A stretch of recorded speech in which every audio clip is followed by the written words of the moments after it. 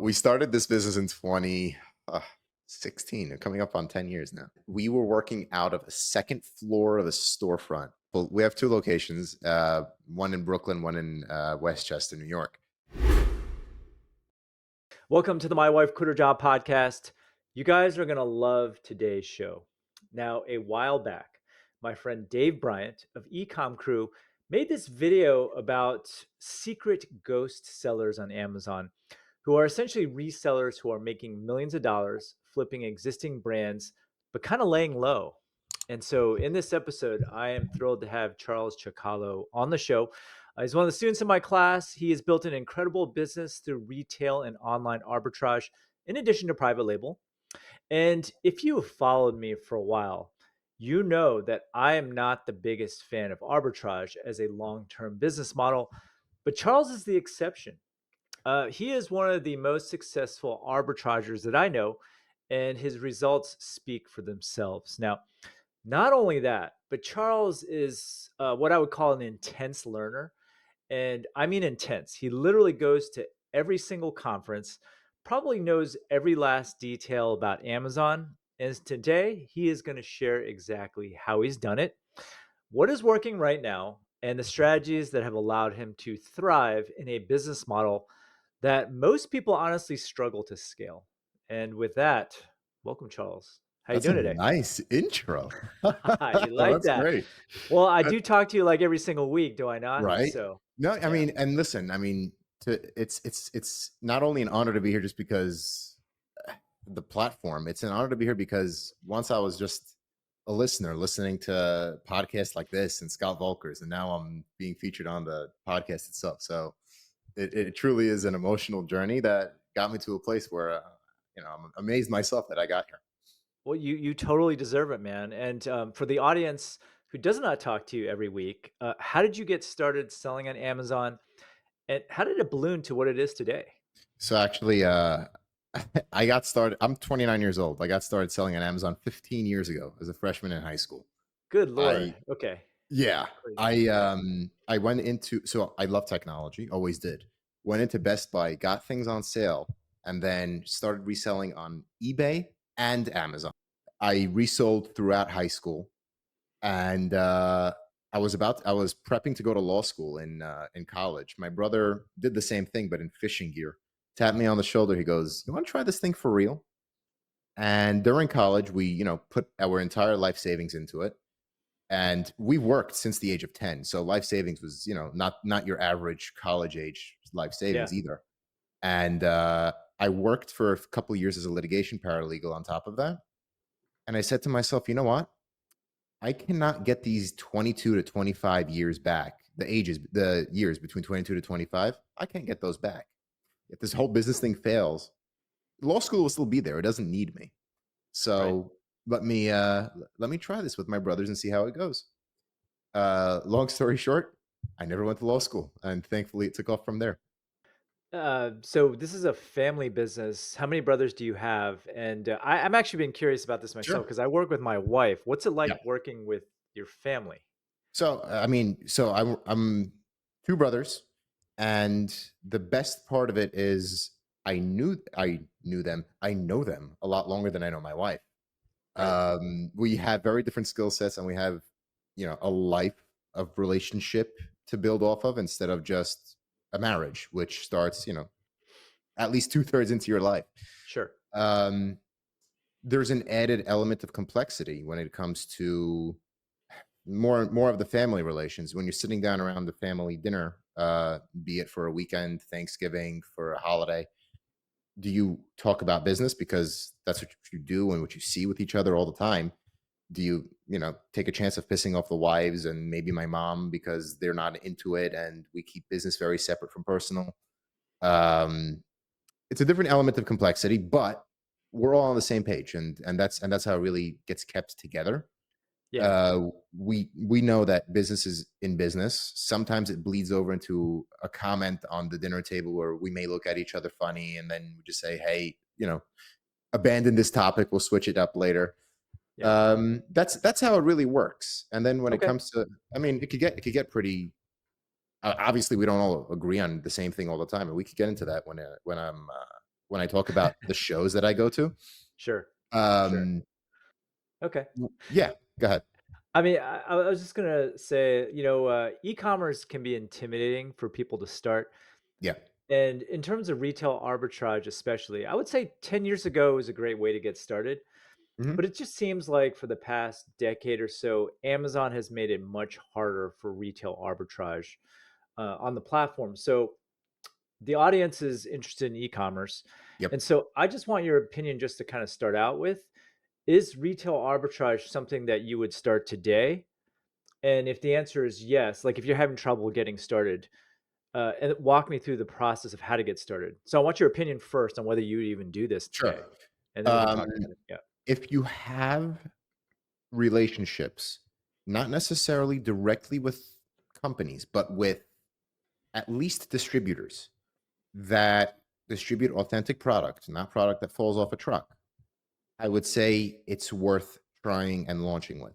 If you're going into stores and will be providing receipts as your proof of purchase, do not. The reason why I say that is because at the beginning of this year, really, Amazon's been cracking down on valid UPC or GS1 codes on product pages or ASINs.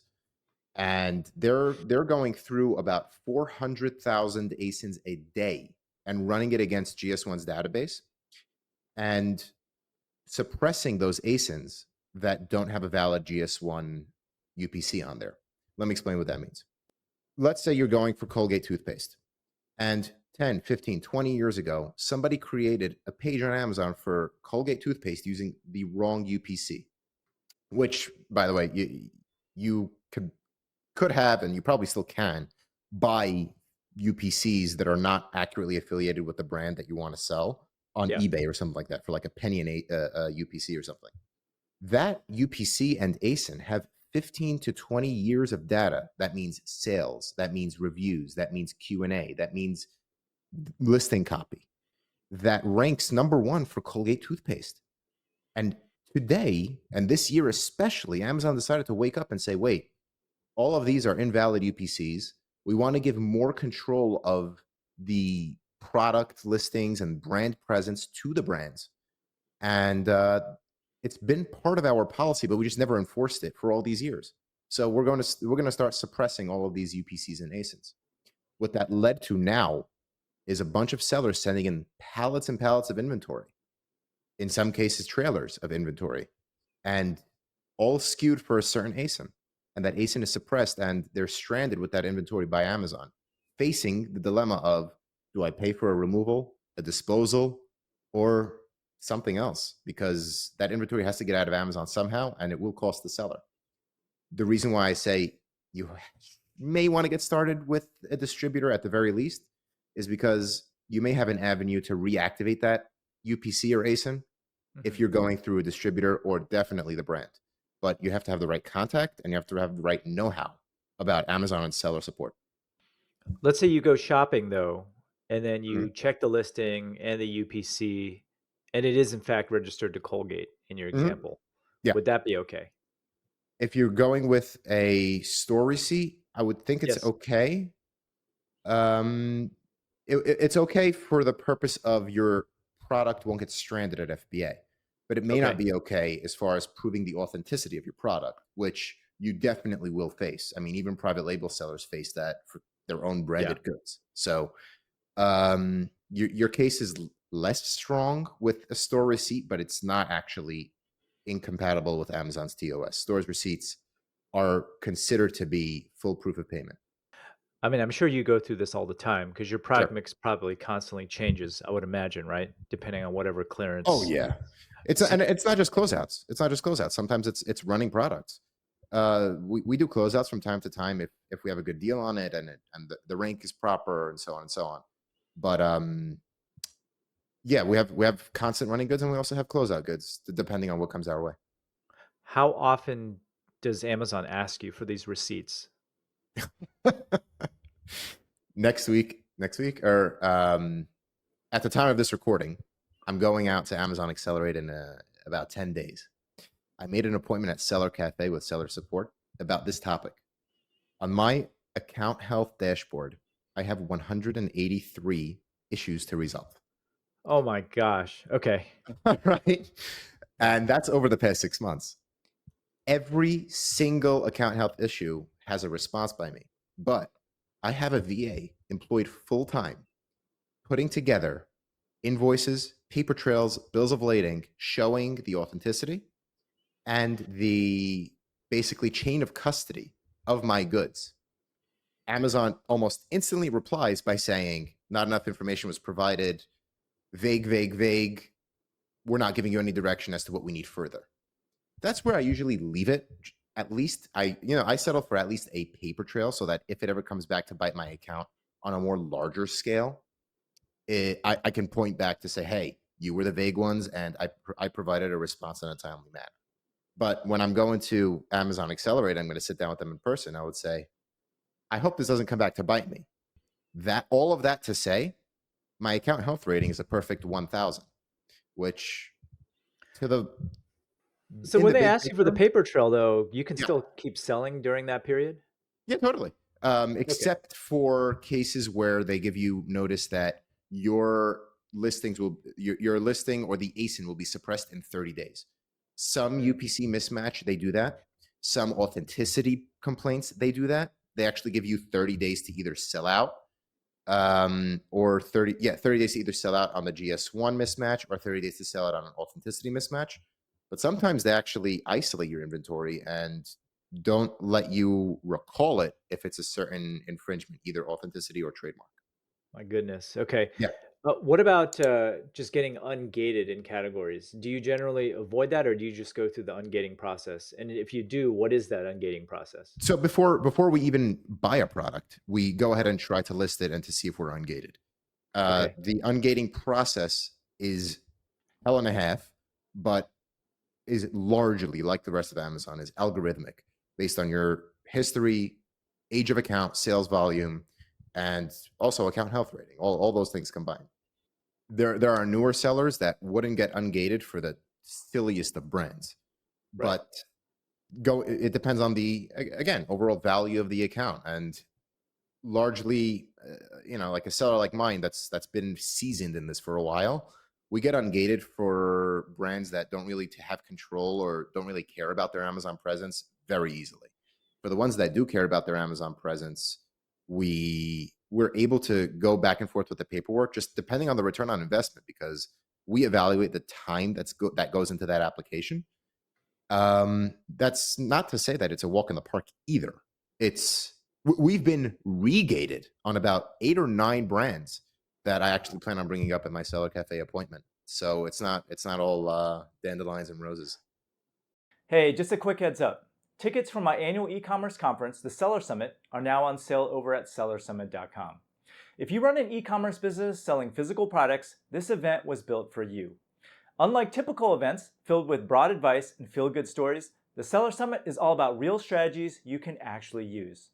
Every speaker I invite is deep in the trenches, running their own store and dealing with the same challenges you face every single day.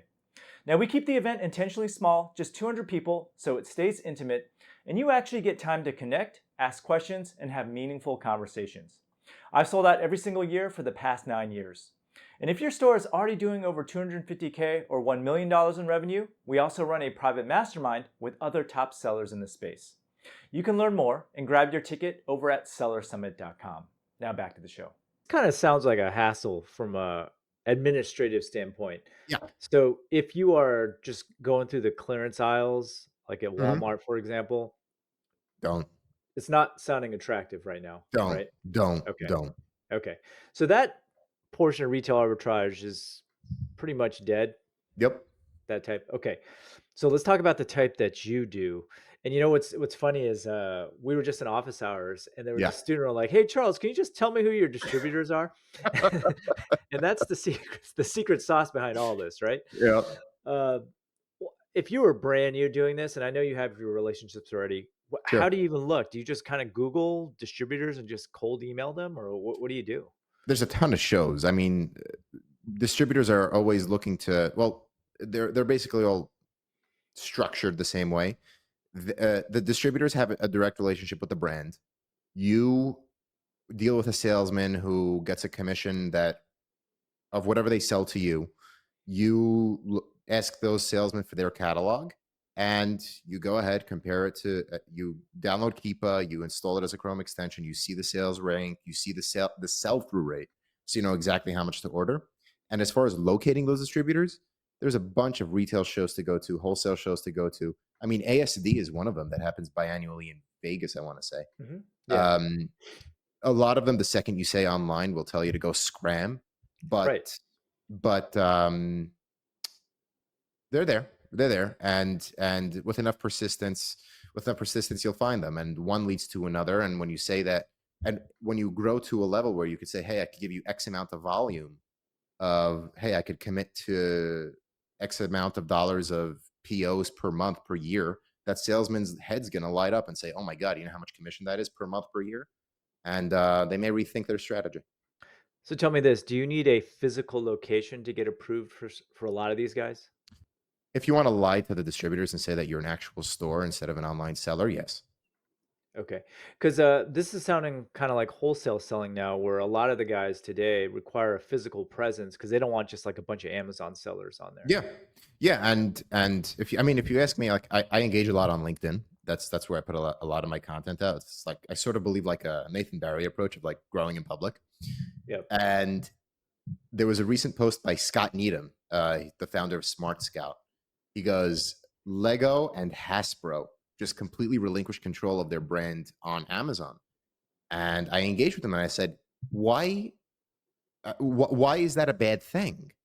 Hasbro and Lego are making the sales. As long as the sellers are selling authentic goods, they're not relinquishing any control that they can't reclaim any day. In fact, they're making more sales and outsourcing the maintenance of their brand on Amazon to the resellers. So, yeah, I mean, if you want to insist on an in-store or physical presence, that's fine. But as a brand, if you don't have the bandwidth, patience, or capacity to deal with Amazon, that's one yeah, that's one requirement that I'm seeing more broadly, but I don't think it's a bad thing for brands at all. So you go up to a distributor and you Yep. want to have some of their products. I would imagine like a whole bunch of other people are doing the same thing, right? Mhm. Okay. Yeah, yeah, they're all doing the same thing, but it's up to you to be persistent and say, even though I'm online, I could still make you bank.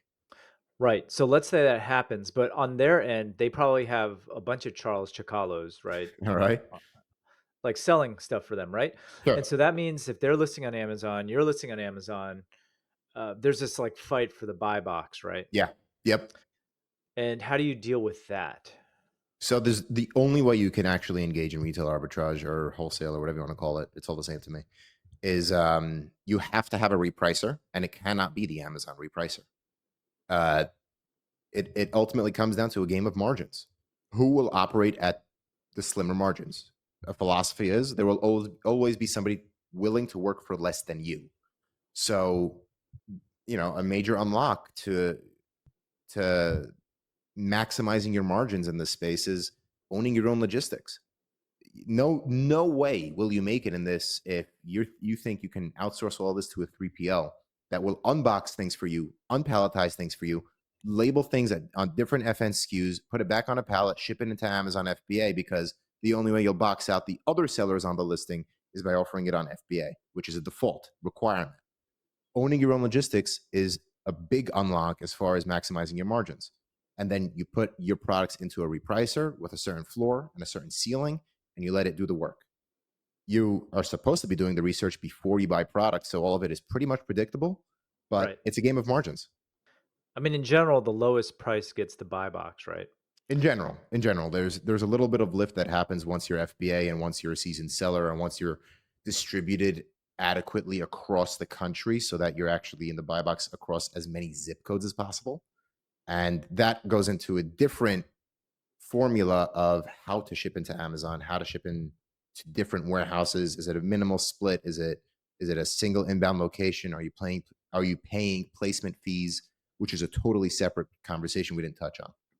All right. So walk me through. I've never used a repricer before. Walk Yeah, me through how it works. I mean, you got a whole bunch of people selling the same stuff, sure. right? And if they're from the same distributor, I guess it's just all about like the back end negotiations, what pricing you're getting and whatnot, right? Yep. Well, all about the back end negotiations, and then the prep. The prep is also a cost that you can eat into as far as maximizing your margin. Okay. So how do you set the repricer? Do you just say, "Hey, I want the lowest price," not to No, be so below? there Okay. there are a few settings, and I mean there are a few repricing softwares out there, and I recommend we can get into that later. Okay. Um, the repricer I use has a few features on aggressiveness. It's sort of on a sliding scale of dominate the buy box, which means I don't care, drive that price lower. I want to be in that buy box no matter what. And you can drive that price all the way to my floor price. You have a floor price, you have a ceiling price, and you have a different setting on aggressiveness for, let's say, maintain the buy box. You have seller specific rules that you can put in by saying, hey, seller X always goes 5 cents below me. So just wait till seller X sells out and then compete for the price and try to drive the price back up. And the repricers external to Amazon actually get refreshed every 15 minutes. So every 15 minutes, if anybody tells you it's shorter, they're lying. So every 15 minutes, the repricers pull a data feed from Amazon, see what the other sellers are priced at, and then does their calculations, readjusts your price that way. That's really the long and short of it. I could go further into detail if you have any Well, particular. okay, this is what I'm getting at. Yeah, Like, you're probably not the only one using that same repricer, I know I'm right? not. So you're competing against other people using the same repricer, and let's say it's always get the buy box no matter what, then it Mhm. always leads to the floor price, right? Of Yeah, but I mean, the other sellers do have a vested interest in not driving the price lower because then they make less money on the sale. They may dominate right, the buy box for a little more, but there's still that interest there, and that keeps prices pretty not a race to the bottom by default. There's a common understanding that if they do that, and if a seller does that, and you know all the resellers know each other, we know the ones that do that. Then we would simply implement that rule of all right, wait till this guy sells out, and then my stock is already checked in. Once he sells out, I'm just gonna take interesting. the ride.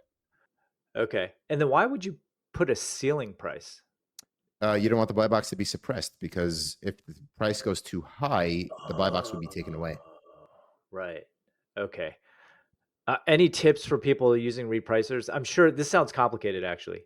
What your rules like, what are your if you were to sum up your rules in just like a couple sentences, what Don't set your ceiling price to be more than 20% of the average buy box, and make sure you calculate your margins because you could be bleeding yourself dry if you don't calculate prep, you don't calculate freight into Amazon, and you don't calculate freight to your facility. All of that are actual costs, and if you're using a repricer that's especially reporting on your profitability and performance, you better be factoring those in because there are sellers that don't factor those in, and Mhm. I've literally seen them go on. I know the names and I know the numbers. We get it from the same spot, and I've seen them go under because all of those were just overlooked and not factored in. So you said a couple interesting things Yeah. earlier, about owning your own warehouse, and I've seen your Mhm. warehouse, and you have this cool forklift that I'm really jealous of. Yep. Uh, I know most people don't want a warehouse, and everyone preaches Yeah. 3PLs, 3PLs.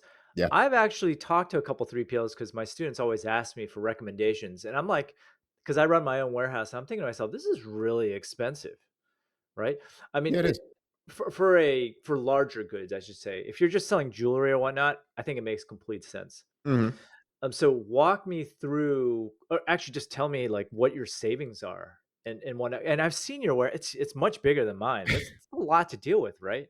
Yeah, I mean, we have a couple. We have two locations, one in Brooklyn, one in Westchester, New York.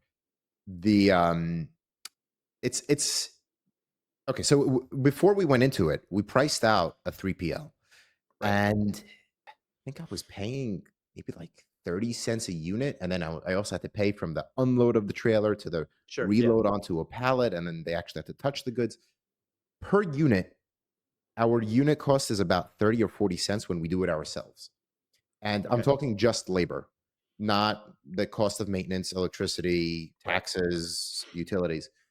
Um, but that's a lot less of the calculation that I put into it. The more of the calculation I put into it is I can go downstairs and touch my goods. I don't have to wait at the mercy of some 3PL that may not answer my calls one day, that may undergo a flood and not tell me that my goods are damaged. Yeah. And especially, I just spent the past 25 minutes telling you how lucrative the resale business was. And, Colgate toothpaste could have 3 different pages. That means 3 different FN SKUs. Not every 3PL can handle that level of nuance.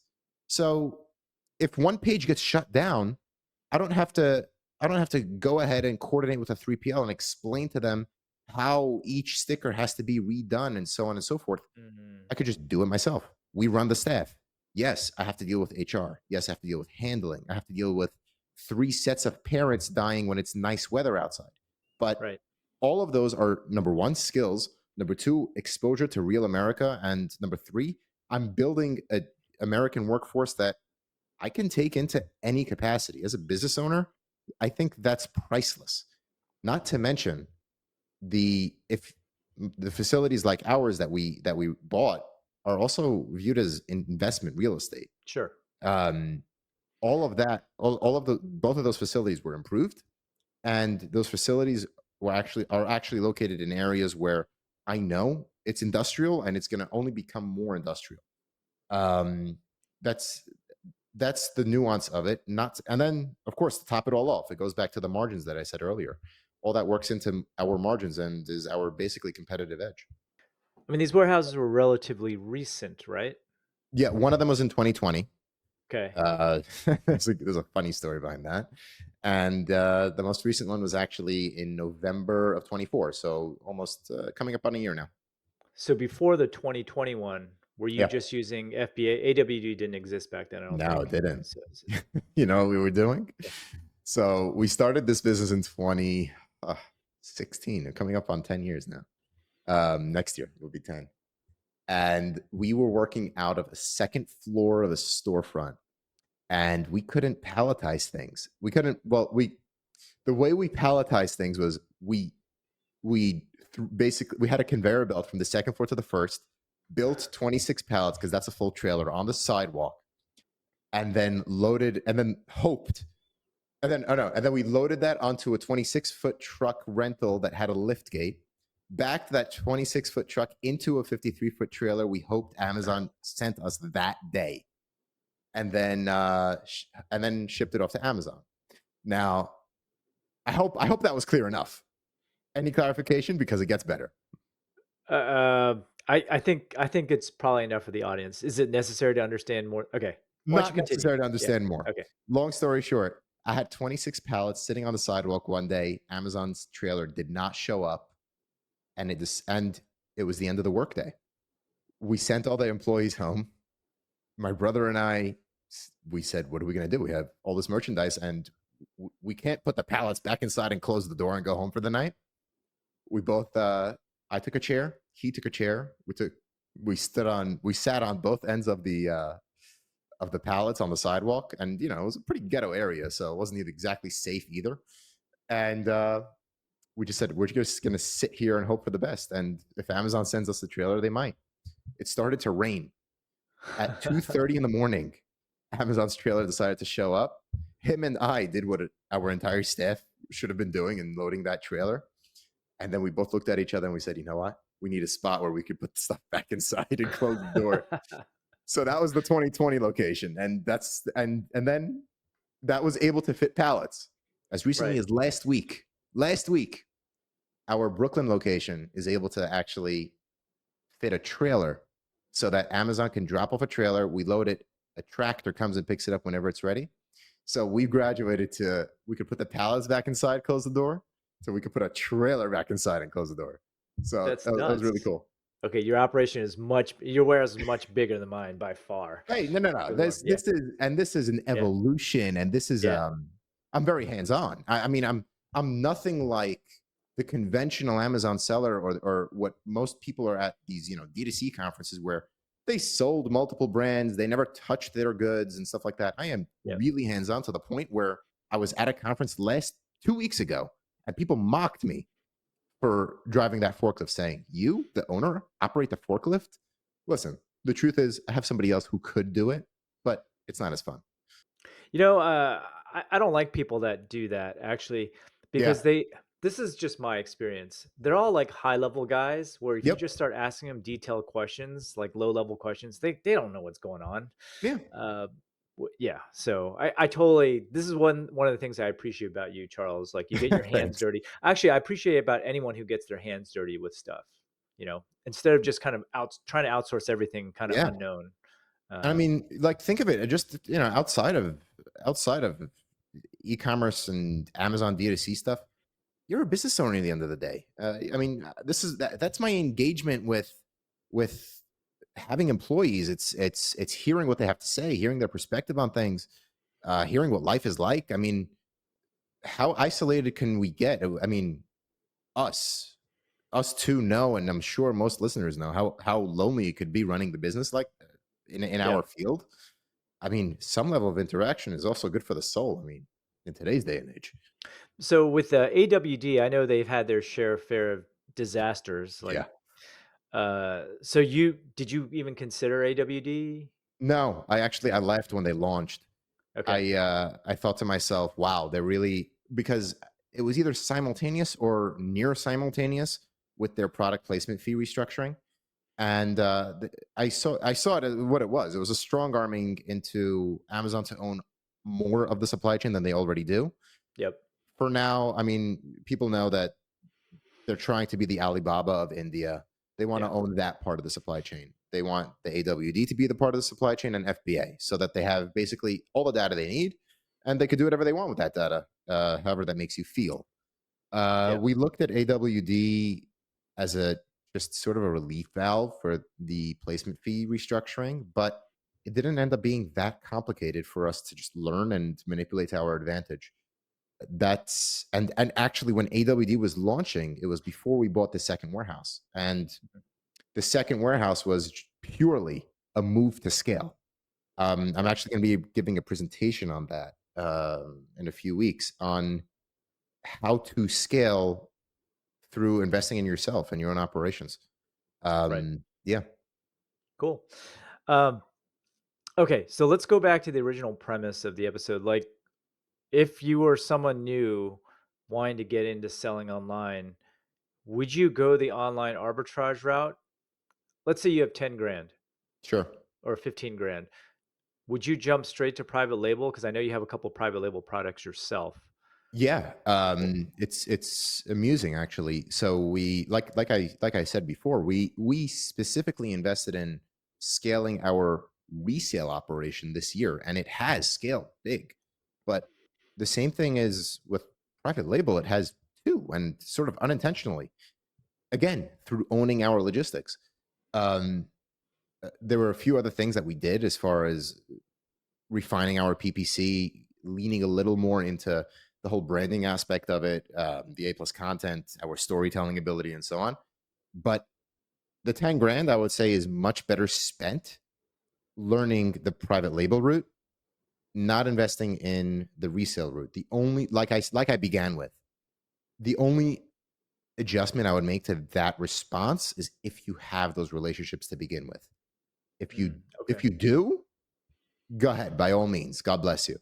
Um, but it won't be easy. It won't be easy. And there's a lot less of a support system out there because most of the Amazon and D2C orthodoxy is based around private label, is based around branding. And there's a lot less people, and the market is thinning. There's a lot less people in it. The market is thinning, and more sophisticated resellers are really the ones that are going to make it. And eventually, I think they'll be cut out. But there'll always be Hmm. a market to resell stuff. Yeah, just on Amazon, it's harder. I know it still happens on Mhm. eBay and whatnot all the time, but Yeah, yeah, but eBay is a story of its mm, own. It has nothing yeah, of the volume Amazon does. correct, correct.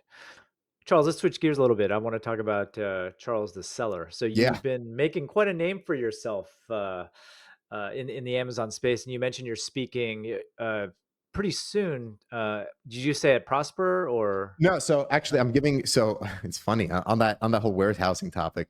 Yeah. I'm doing a debate with Rob Hahn from Pattern. It's up there. They've done over 1 billion on Amazon and they're going public soon. They're their own warehouse 3PL operation. And the debate resolve is should every seller have some logistical capacity of their own?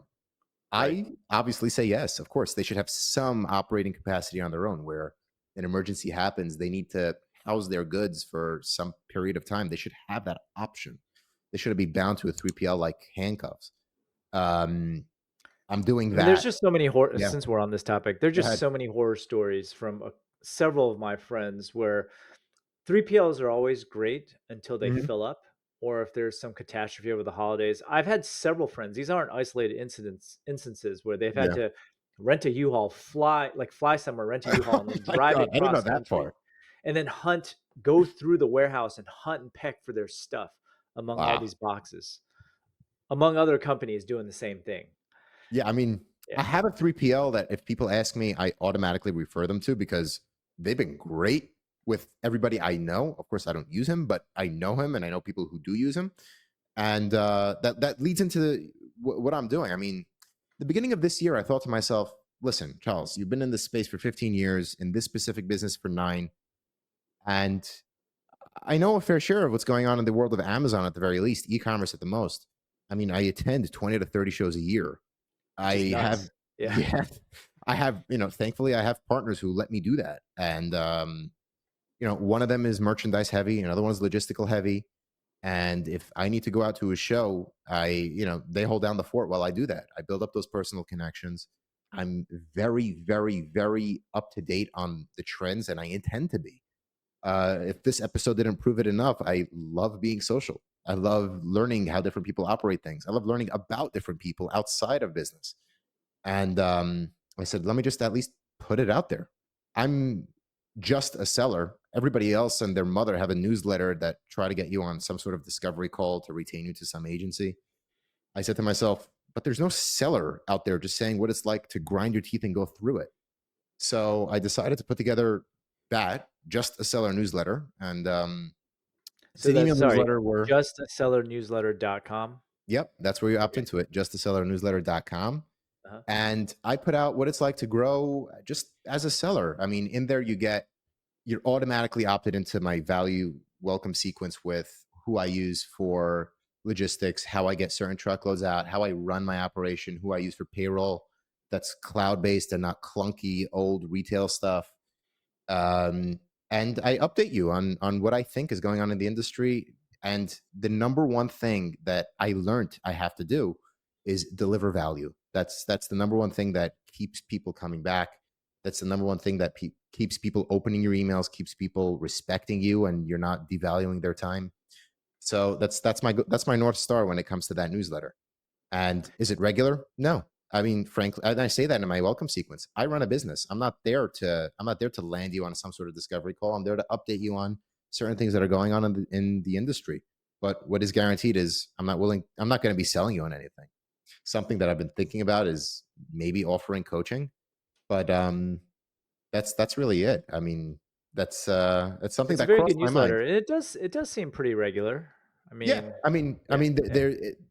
I make sure not to be completely absent in people's inboxes. I don't want that to happen. Yeah, and it takes a fair amount of discipline, but it's funny. Udarian can never do it for the life of him. You know how many times he said he'd taken it seriously? Yeah. Well, Yeah. okay, so you're providing a lot of value with your newsletter. With your arbitrage business, Yep. what do you think is gonna happen? Because the value that you're providing right now is, I guess, packaging, and you're very efficient, I would imagine, on the margins, which is why it Yeah. works, right? But, I guess what I'm trying to get at is, do you lose vendors on a regular basis and have to acquire new ones? Or like, No. no, okay, No. I lose listings on a regular basis and have to acquire new ones. okay. Um, like I was telling you, the GS1 suppressions that are happening. I mean, Amazon combing 400,000 ASINs a day.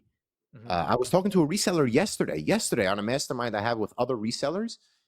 They know sellers that lost up to 300 SKUs in one night. One night. They woke up and the ASIN was suppressed. They could basically kiss it goodbye. I haven't been that unfortunate, but that's really the scary part. Okay. Whew. Yeah. Okay. So I guess my opinion of arbitrage hasn't really changed much then. No, no. After It's talking to you. really specialized, What? Steve. It's really specialized. And what you do can be it's also considered wholesale, right? I mean, you have wholesale products also. Yeah. Is that a or is that a different thing? Or Some people differentiate. They say retail arbitrage is going into the store and selling it online. uh Resale is just in general selling other brands, and wholesale means getting things on a case or pallet basis directly from the brand. I right. don't distinguish between the three. I think it's all the Okay. same stuff. That's that. I use it interchangeably.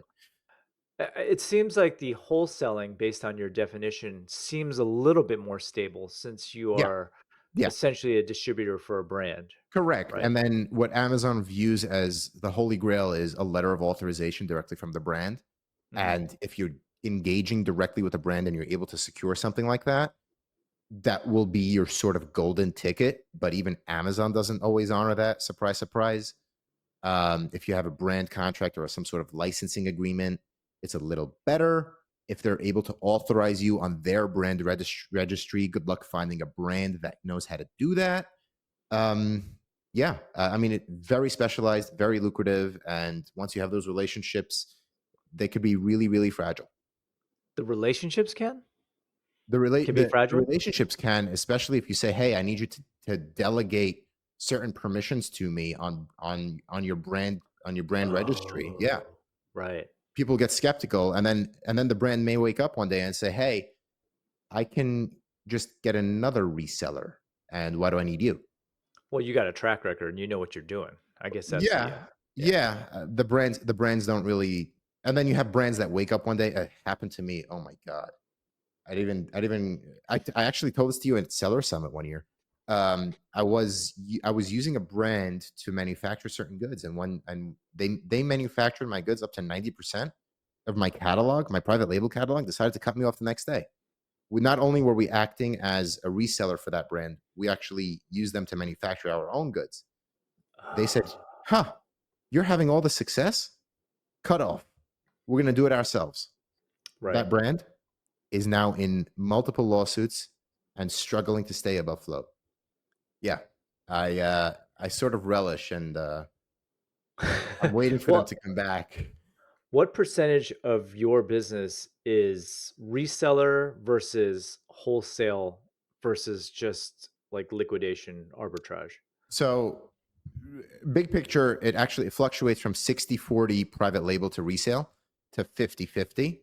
And if I were to break down the resale into wholesale retail arbitrage, Yeah. it's about 75% resale and then 25% retail arbitrage. Okay. Okay. That's Yeah. good to know. Dude, Charles, I've known you for I feel like I've known you for a long time now, I but I think never you know what it is? It's on my bucket list one day. I need you to go back into like your Klaviyo or whatever it was and see uh, how I engaged with you in the beginning. I'm sure it was like 2020, 2021. But was our it that relationship long? goes back to 2018, 19, whenever Scott Volker did Brand Accelerator Live. I saw you and Tony do a presentation. You did it on uh of course I don't even your remember. Bumblebee. Of course Bumblebee. Yeah. Like how you sold the same thing on two different listings. One's men, Oh one is yeah, yeah, woman. yeah. They're the same item. Yeah. And I remember that. And then like, I remember once I bought your course, I was like, all right, this guy seems pretty cool. I like to think that it turned into something more than a teacher-student relationship, maybe more of a friendship. Oh Maybe yeah, too for much, sure. Because right? like you show up to everything, right? Yeah, Which I intend to. I call myself a serial learner. And yeah. again, it's my partners that let me do that. They tell me don't forget us when you're rich and famous, and we let you do this. I'm like, yeah, you did, and I aim to return whatever I gain back to the business. Be it Yeah. my network or a sort of connection that can help out the business in some way. And you're actually one of the few people also who I see you at Seller Summit too, and we hang out, right? Yeah. So of course, like it can't help. Yeah, it's been good, Charles. I'm glad that I've met you over the years, and honestly, you know more about like the little intricacies of Amazon because you're in the day to day. Your hands get dirty Well, than yeah, a and lot of people that I it know. extends So beyond that. I mean, and I know plenty about, let's say, the e-commerce side of things. When I'm talking D2C, I'm talking Shopify, I'm talking DKIM, SPF. Amazon sellers generally don't know that kind of stuff. of course, Email because they don't need to flows, deal with it. They don't need right, to deal with it. Yeah. right. And if you ask me, I mean, yeah, it's not directly in your field, but you should definitely be familiar with that. And Yeah. and it's something that I make sure to stay up to date on, as well as, so yeah, I definitely know the intricacies of Amazon, but knowing how e-commerce in general works and what other people are using and other marketing tactics and other AI tactics that are not directly related to Amazon just broadens your horizons and may enable some creativity that other Amazon sellers in their Amazon bubble won't be exposed to. So I try to stay, yeah, within the Amazon field, but branch a little further and look at it from different angles as well. And Charles does share all this information. Did you want to just Yeah, give your newsletter URL one more time, Charles? sure. Yeah. JustTheSellerNewsletter.com. It's my pleasure to give any presentation, any value add that people would ask of me, be it resale, retail arbitrage, private label, even putting together a Shopify site, anything like that. I'm more than happy to give some time and value add. Well, Charles, thanks a lot for coming on the show, man. It's been a It long is an time coming. honor. It is an honor. It is a pleasure. And to the listeners out there, it's possible. It's possible.